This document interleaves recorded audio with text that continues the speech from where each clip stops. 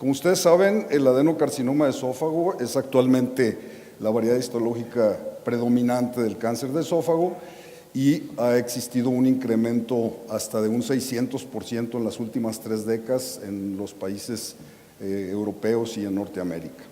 El problema o lo que preocupa es que la sobrevida es menor al un 20% en sujetos sintomáticos en el momento que se realiza el diagnóstico, ya que la mayoría de ellos, o más del 50%, tienen una enfermedad incurable en ese momento. La elevada prevalencia de Barrett detectada en sujetos con adenocarcinoma de esófago ha llevado al consenso de que es un precursor en la mayoría de los casos de adenocarcinoma y, como vamos a ver en algunos trabajos, es menos de lo que se había predicho inicialmente. Sin embargo, lo más importante y el reto es desarrollar estrategias para la detección oportuna de esta lesión y del adenocarcinoma y que nos permita ofrecer una terapia curativa y reducir así la mortalidad asociada a este problema.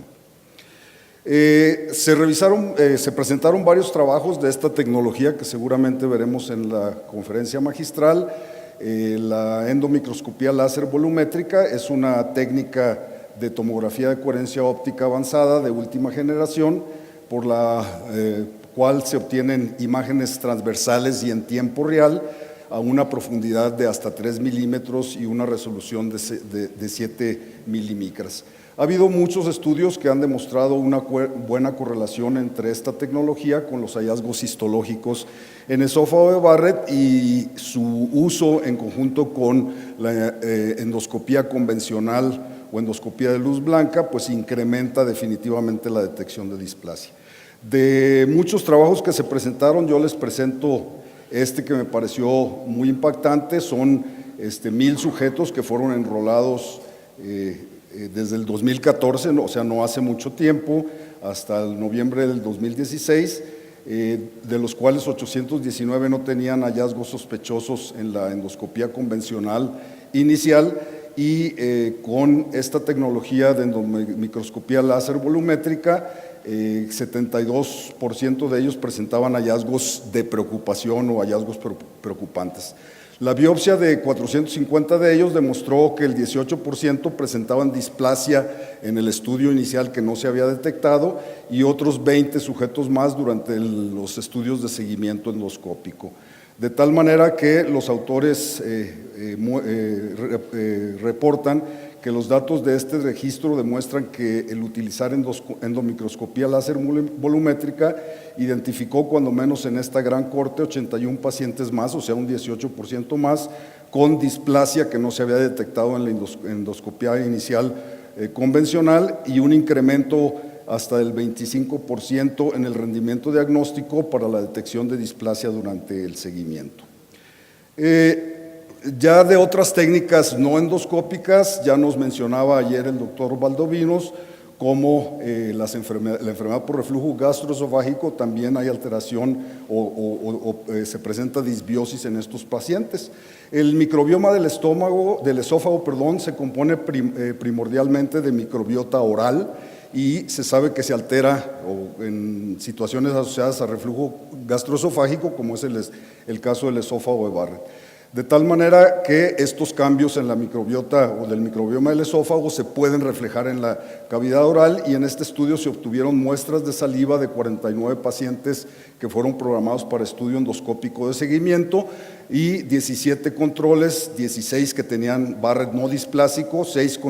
con displasia de alto grado, y 10 pacientes de bajo grado, y 10 con displasia de alto grado y adenocarcinoma de esófago. Se realizó secuenciación del ARN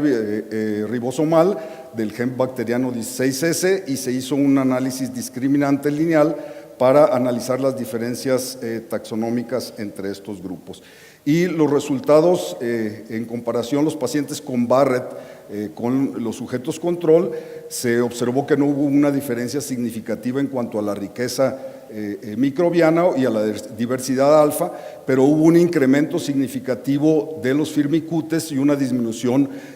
significativa de protobacterias con numerosas diferencias taxonómicas. Y ellos encuentran que un modelo que incluía la abundancia relativa de los géneros Lautropia y Streptococcus distinguía a los pacientes con esófago de Barrett de los sujetos controles con una sensibilidad muy alta y una especificidad relativamente elevada. De tal manera que aquí, por ejemplo, vemos el clodigrama donde se muestran las diferencias taxonómicas con el incremento de los firmicutes y la disminución de las protobacterias, y el área por debajo de la curva donde vemos que tiene muy buena sensibilidad con una especificidad moderada. Ellos llegan a la conclusión que en este estudio transversal el microbioma oral de pacientes con Barrett ellos encuentran notablemente alterado y permite distinguir a los pacientes con Barrett con una precisión relativamente elevada. El microbioma oral representa un marcador potencial para la detección de Barrett, pero se requiere de más estudios en poblaciones más grandes y diferentes para validar estos hallazgos iniciales. Otras técnicas ya les presenté el año pasado, si ustedes recordarán los que estuvieron aquí, el diagnóstico de Barrett a través de la detección con este dispositivo, el eNose o nariz electrónica, que después detecta compuestos orgánicos volátiles. Este es un estudio del grupo del doctor Kenneth Wang de la Clínica Mayo, y vean cómo ya en una población mayor, ya un seguimiento más grande, estos pacientes se observa con esta técnica la detección de un patrón ya establecido para esófago de Barrett con una sensibilidad muy buena, una especificidad y una exactitud. Aquí pueden ver los datos del modelo predictivo que ellos proponen o encuentran en estos pacientes que reportan con Barrett activo. Aquí vemos la curva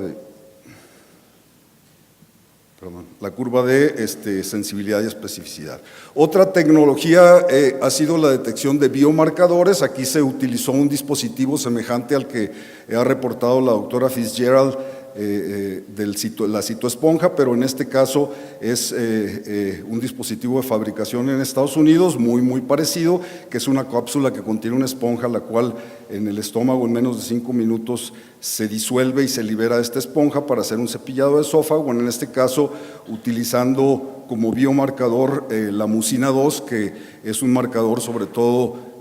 para detectar la presencia de células caliciformes en el esófago. Y vean cómo en este caso fue comparado por inmunohistoquímica y con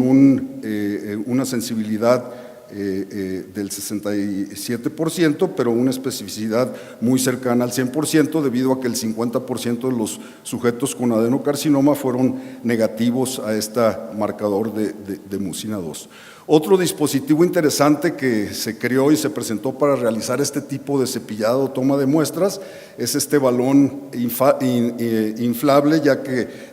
el paciente lo ha deglutido, como ustedes pueden ver aquí,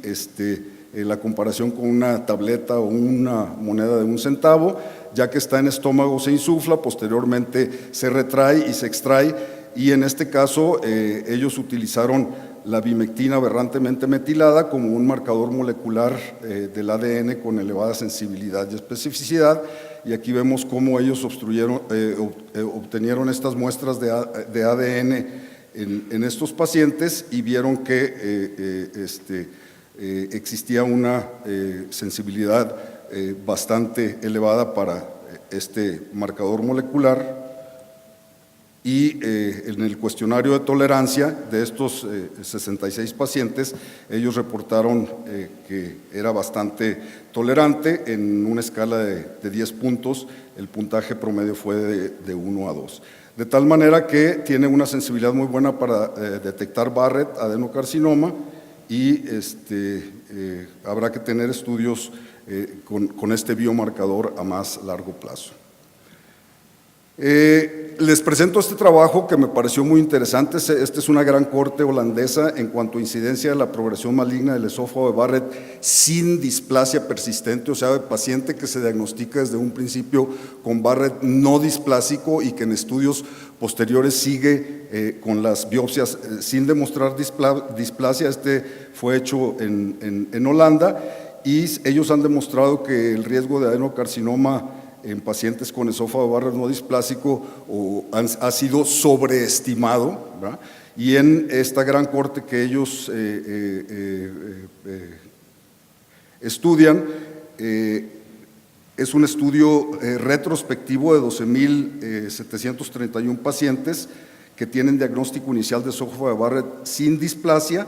y esto lo tomaron de este registro holandés, PALGA. Es un registro de muestras o de biopsias histológicas, y fueron seguidos hasta que desarrollaron adenocarcinoma o displasia de alto grado, o hasta el último estudio endoscópico de seguimiento que se les realizó a estos pacientes. Y vean, incluyeron más de 12,000 pacientes con esófago de Barrett sin displasia. Este es el seguimiento total, con una mediana de 4.4 años, y vean cómo la progresión maligna se observó únicamente 3.4% con esta mediana de seguimiento, de tal manera que ellos encuentran una tasa de progresión de adenocarcinoma de esófago únicamente del 0.47 y una tasa de progresión a displasia de alto grado o adenocarcinoma combinada del 0.68.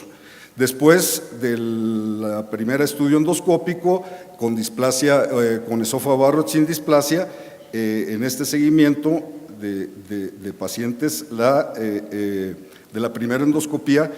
fue la progresión 5.3, de tal manera que el riesgo de adenocarcinoma en pacientes que tienen o que no presentan en los estudios de seguimiento progresión o que no sigan con esófago de Barrett sin displasia es del 0.19%. Y los pacientes con 5 o más estudios consecutivos que no han demostrado progresión, esto probablemente existe o ellos encuentran una reducción hasta del 75% en el riesgo para desarrollar, de tal manera que la persistencia de esófago de Barrett sin displasia en 2 endoscopias de vigilancia consecutivas reduce casi 2 veces este riesgo de progresión maligna, y se deben de considerar o tomar en cuenta por las sociedades de endoscopía o de gastroenterología si es considerable recomendar la prolongación de los intervalos de vigilancia en pacientes que tienen Barrett sin displasia persistente. Y a medida que este riesgo de progresión se reduce aún más después de una endoscopía de seguimiento consecutivamente negativa, probablemente algunos estudios en un futuro deben de tener establecidos o pueden establecer qué pacientes realmente pueden salirse incluso de programas de vigilancia endoscópica, y esto reducir los costos. Finalmente les voy a presentar los trabajos de tratamiento. Hoy por hoy sabemos que la ablación endoscópica con radiofrecuencia, con o sin resección endoscópica de la mucosa de lesiones visibles, es el tratamiento de elección para el esófago de Barrett. Y en este primer trabajo, este es un estudio de un solo centro de 10 años de seguimiento, es del Hospital Thomas Jefferson de Filadelfia. Es una corte retrospectiva y vemos cómo son 249 pacientes, la mayoría de ellos varones de raza blanca. Ahí vemos el promedio de edad y vean cómo la longitud del segmento en promedio de Barrett fue de 3.52. Aquí vemos las sesiones de radiofrecuencia. En promedio, la gran mayoría tuvo menos de 3 sesiones para erradicar el Barrett, y vemos que 249 pacientes se logró la erradicación completa, o sea, en el 83% casi la erradicación completa de la metaplasia intestinal. Sin embargo, todavía un 9% continuaban bajo tratamiento al finalizar la recolección de datos de este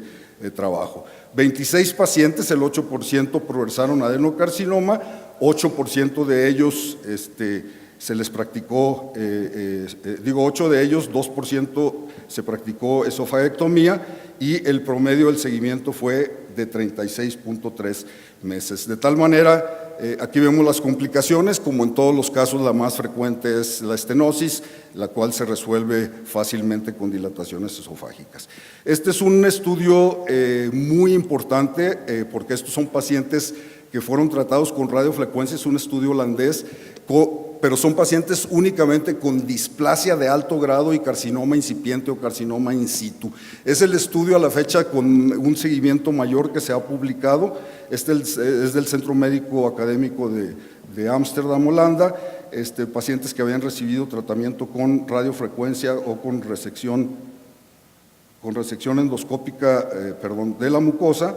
y el objetivo fue evaluar si estos resultados excelentes a corto plazo podían reproducirse a largo plazo. Se incluyeron 68 pacientes con displasia de alto grado o adenocarcinoma incipiente, insisto, y aquí vemos varones, la mayoría de raza blanca, la longitud promedio de acuerdo a los criterios de Praga C5M6, y el seguimiento promedio fue de 85 meses, y el promedio de endoscopías por paciente de 7 estudios de seguimiento. Vemos cómo únicamente 2 pacientes, el 3%, presentaron recurrencia del cáncer o de la displasia de alto grado. En un paciente fue un T1M2 y en otro una lesión visible a nivel de la unión escamocolumnar a los 27 meses de seguimiento. Y vemos cómo la recurrencia endoscópica fue de 32%, y aquí vemos que la mayoría fueron islotes o lengüetas de Barrett. Se encontró Barrett oculto en el 3% en 3 pacientes y metaplasia intestinal en la unión escamocolumnar de apariencia endoscópica normal en el 28% de los pacientes. Creo que este estudio es muy importante, como les dije, a la fecha es el de mayor plazo de seguimiento y los resultados demuestran que la recurrencia del Barrett con displasia de alto grado, carcinoma in situ posterior a una terapia endoscópica exitosa es realmente muy baja, el 3%. Se observó recurrencia endoscópica de Barrett visible en el 32% de los pacientes, sin embargo, esta fue confinada a pequeños islotes y en muchos casos fue retratada. Este estudio habla sobre el riesgo, los factores de riesgo y las tasas de recurrencia esófago Barrett después de la ablación exitosa con radiofrecuencia en un centro de atención comunitaria de la Administración de Veteranos de los Estados Unidos. El objetivo fue determinar si la incidencia y los factores predictores de recurrencia después de haber logrado exitosamente la erradicación completa de la metaplasia intestinal en pacientes tratados con esta terapia endoscópica. Fue un estudio multicéntrico nacional de una corte retrospectiva, se incluyeron 469 pacientes de 40 centros de esta administración de veteranos. Fueron sujetos con Barrett diagnosticados entre el 2004 y el 2009 que habían recibido 1 o más sesiones de radiofrecuencia y que habían sido seguidos hasta presentar recurrencia, muerte o hasta octubre del 2016. Se calcularon las tasas de incidencia de recurrencia de Barrett posterior a haberse logrado la erradicación completa y el número a través de esa fórmula y se realizó un modelo proporcional de riesgo de Cox. Y aquí vemos los resultados de estos pacientes, vemos cómo se logró erradicación completa en el 98%, en 303 de 469, perdón, hubo recurrencia de Barrett en el 98% en un periodo de 326.8 pacientes años de seguimiento y la tasa anual de incidencia fue de 11 pacientes año. Aquí vemos cómo en la mayoría de los pacientes realmente los factores de riesgo que ellos encontraron fue la presencia de displasia en histología basal y algo muy importante fue la experiencia del centro, o sea, en centros que hacían menos de 2 procedimientos por año fue mayor el riesgo de recurrencia que en aquellos centros que hacían más de 8 procedimientos por año. Y finalmente, pues los eventos adversos relacionados a esta terapia de erradicación endoscópica, como ya vimos, la estenosis es el más frecuente reportado, pero es una gran corte multicéntrica de pacientes tratados con esta terapia de erradicación endoscópica. Se incluyeron 642 pacientes de 4 centros de los Estados Unidos de Norteamérica. Aquí vemos los datos demográficos de ellos, su histología basal. Ven cómo hay pacientes sin displasia, incluso tratados aquí, que fue únicamente el 16%, la mayoría son Barrett con displasia o carcinoma incipiente, y vemos el tratamiento aplicado, la mayoría es pura radiofrecuencia, en otros casos combinada con resección endoscópica de la mucosa y en algunos incluso con crioterapia. Y vemos cómo la estenosis, como ya les había comentado, es lo más frecuente. De 11 pacientes que tuvieron esta complicación, del 11%, perdón, el 10% fue estenosis y hubo solamente un 1% de casos de perforación y de hemorragia. De tal manera que podemos, o los autores concluyen que la formación de estenosis es el evento adverso más común, que el realizar resección endoscópica de la mucosa incrementa las probabilidades de eventos adversos, sobre todo de formación de estenosis, que si se realiza únicamente radiofrecuencia, y estos datos pues van a ayudar a establecer las tasas de referencia para seguimiento y documentación de eventos adversos relacionados con la terapia de erradicación endoscópica. Voy a concluir mi participación con estas tres conclusiones. El diagnóstico no endoscópico de esófago de Barrett es posible gracias al desarrollo de nuevas tecnologías, el estudio de microbioma oral, por ejemplo, la detección de compuestos orgánicos volátiles en aire expirado o la detección de biomarcadores en muestras de cepillado esofágico obtenido por diferentes técnicas, son métodos que ya están, que nos van a ayudar mucho a detectar ese pequeño porcentaje de pacientes que tienen la probabilidad de progresar hacia displasia o adenocarcinoma. La endomicroscopía láser volumétrica incrementa definitivamente el rendimiento diagnóstico para displasia y carcinoma incipiente en el esófago de Barrett, además de disminuir el número de biopsias al poder marcar, porque los nuevos aditamentos de esta técnica endoscópica permite con un rayo láser marcar las zonas sospechosas o más sospechosas y poder dirigir las biopsias hacia esas zonas. Y la terapia de radiación endoscópica con ablación con radiofrecuencia, con y sin resección endoscópica de la mucosa de las lesiones visibles, es el tratamiento de elección en el momento actual para el esófago de Barrett con displasia y carcinoma incipiente del esófago, con un elevado éxito en la erradicación completa de la metaplasia intestinal y un bajo índice de complicaciones. Muchas gracias.